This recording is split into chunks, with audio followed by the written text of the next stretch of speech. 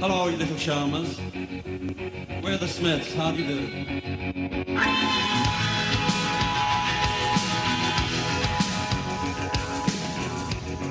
They're the most important, intelligent, most idiosyncratically English and most sorely missed pop band of the 1980s. If you don't agree with that, you probably think they're the most miserable act of the era. Each to their own.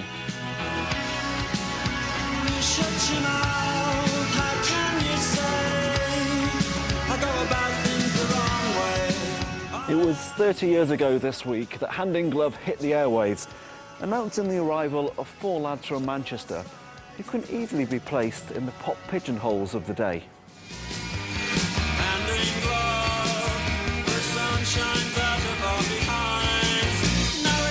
The Smiths produced 4 studio albums in as many years, crammed with 16 hit singles. Their music made you laugh, cry and think, and they left an indelible mark on a generation before taking a bow in 1987, leaving behind an exquisite corpse of words, images and sounds. For me, growing up in Manchester in the 1980s, the Smiths were my band. Morrissey was my idol. There I am, age 13, the budding reporter with him, the day I wangled an interview with Morrissey for my school newspaper. The Smiths came to mean so much more to me than your average pop group, and I wasn't alone. They were it. They were as big and as important as the Jam and the Sex Pistols and the Beatles. It was just something really refreshing, really new, really simple and beautiful. You try to pass on good things to your kids, and a good thing to pass on is the Smiths' music and what they stood for. There's a lot of guff, romantic guff talked about rock and roll, but I do think that, you know, the Smiths were a life-changing band. It certainly changed my life.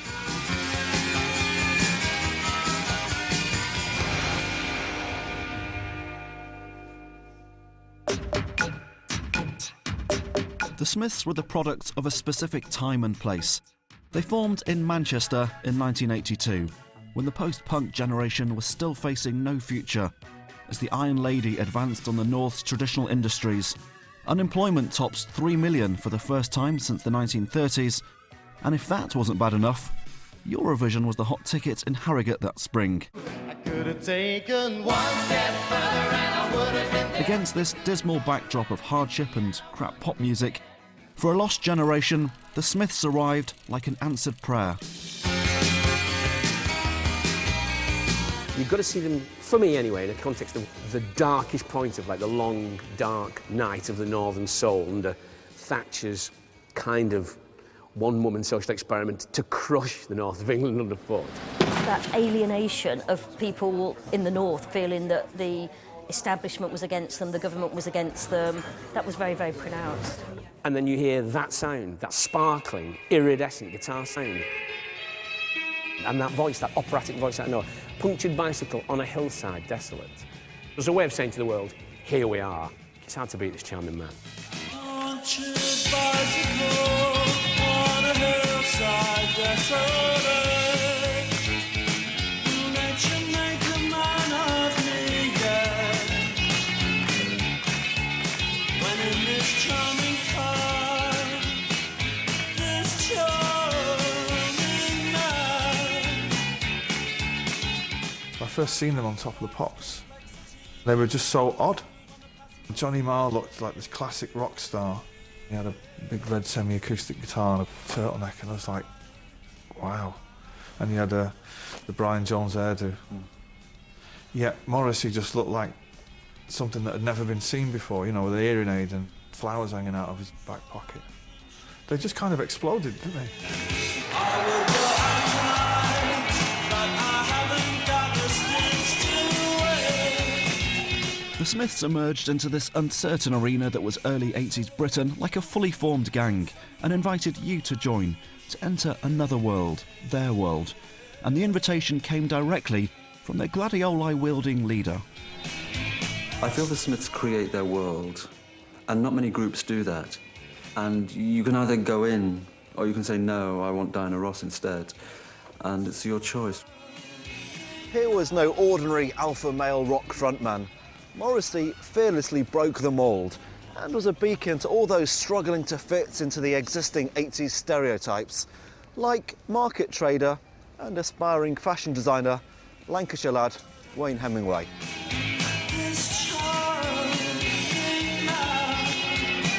30 years ago, Camden Market, you were here with your first stall. Yeah, the first stall was just over there in the corner. It was a place where, you know, all the club culture from all around the UK and Europe would come here to buy their old DMs, to buy their second-hand long coats, to buy their National Health specs. The whole thing of the Morrissey look.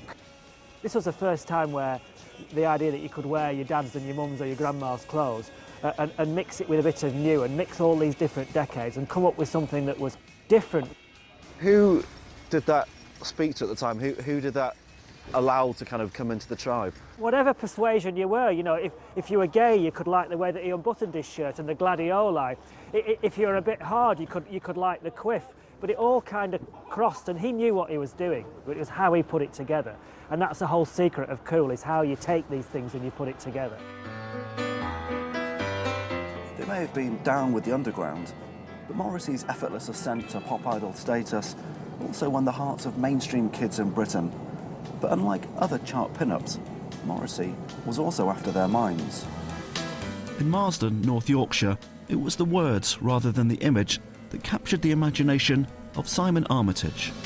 The moment I start listening to them, I'm transported back to, you know, 83, 84. Did it speak to you and where you were in your life at that time? It absolutely did. I mean, I don't think I realised it then, but, you know, it was the language. And I remember listening to Reel Around the Fountain, not quite sure what it was about, but thinking, nobody else is this smart. It's time the tale we're told of how you took a child and you made him old. It's such a peculiar song. It starts with a confession, almost an allegation, you know, it's time the tale we're told. But then it develops into this slightly subversive celebration of, you know, sexual awakening and a loss of innocence. 15 minutes with you, well, I wouldn't say no. And it's like a lot of the great Smith songs, it's a fantasy, and it never actually happened. It's all about imagining what something would have been like. And on that level, it's hugely appealing to anybody who's ever felt any kind of loneliness or, you know, that they're on the margin somewhere. The Smiths gave you a sense of you're not on your own. Well, it was like they were saying, you are on your own, but there's a lot of you out there. I dreaded sunny days, so I'll meet you at the cemetery gates. Keats and Yeats are on your side. A song like Cemetery Gates, in the hands of another band, would be a terrible, sort of morbid piece of work. What you get instead is two specky intellectuals, you know, trying to out-quote each other. Sir, thrice the sun-done salutation to the dawn, and you claim these words as your own. But I've read well and I've heard them said 100 times, maybe less, maybe more. It's the opposite of what you would expect from somebody of that age, you know, in a cemetery writing a song.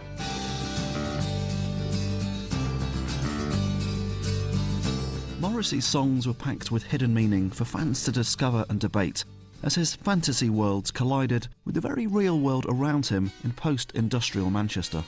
Park the car at the side of the road. You should know time's tide will smother you. The North figured large in these songs, you know, they're shot through with a sort of Manchester melodrama. These were lyrics just full of the details of everyday domestic life. When you walk without ease on these streets where you were raised. The Smiths joined a long tradition of British literature, theatre and film that can be described as northern realism and is epitomised by the British New Wave cinema of the 50s and 60s. Morrissey particularly was clearly really immersed in that kitchen sink drama, British New Wave, those black and white movies like Billy Liar and Saturday Night and Sunday Morning, and particularly A Taste of Honey. A Taste of Honey was first performed in 1958 and written by Salford playwright Sheila Delaney when she was just 18 years old. The film adaptation, starring Rita Tushingham, brought Delaney national recognition and won a raft of awards. Delaney's treatment of issues like race, gender and homosexuality, and simply her depiction of working-class northerners, was radical at the time. Dreaming me? Dreamt of you last night. Fell out of bed twice. Ta-ra! Morrissey's admiration for Sheila Delaney bordered on the obsessive. In way of tribute, he condensed the entire story of A Taste of Honey into the song This Night Has Opened My Eyes. In a river the color of lead, immerse the baby's head, wrap her up in the news of the world, dump her on a doorstep, girl. I became very interested in film, about people in the north specifically, with their tail trapped in the door almost, trying to get out, trying to get on, trying to be somebody, trying to be seen. And I found that very appealing. The Smiths' identification with the grit of northern life gave them a harder, darker edge than their chart contemporaries, and regardless of where their songs turn up today, on movie soundtracks and even wedding vows, they'll forever be anchored in those Salford streets. They came from these streets and they sounded like it. They talked about, the bleakness of it and the lack of opportunity sometimes and the miserableness of it. But they also talked about the joy and, and things. They made it beautiful, this place. This bleakly beautiful atmosphere infused all aspects of the Smiths, and it was visualised in their distinctive single and album covers, featuring images handpicked by Morrissey himself. Joe Slee worked at Rough Trade Records and oversaw the design process. Basically, I would receive something like this.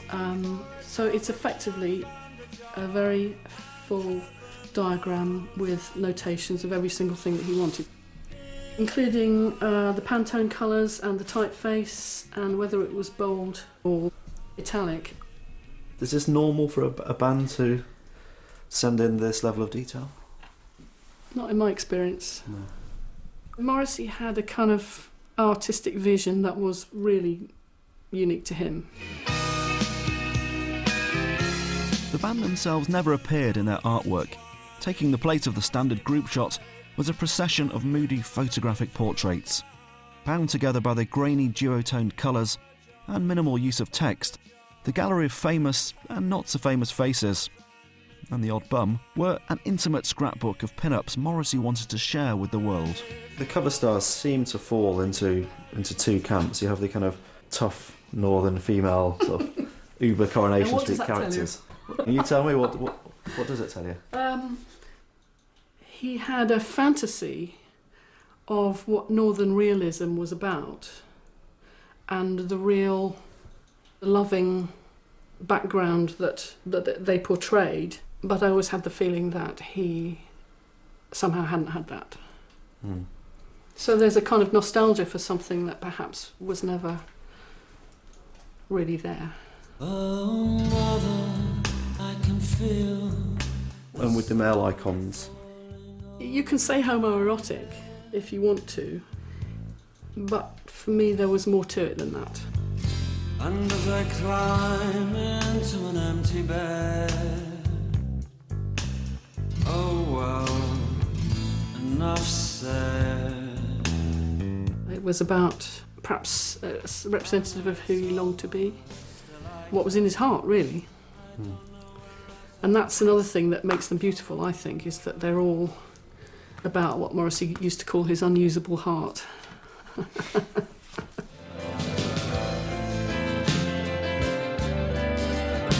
Morrissey used the power of the visual image to send coded messages to the outside world. However, when it came to burning issues that were close to his unusable heart, he was happy to resort to a more direct approach.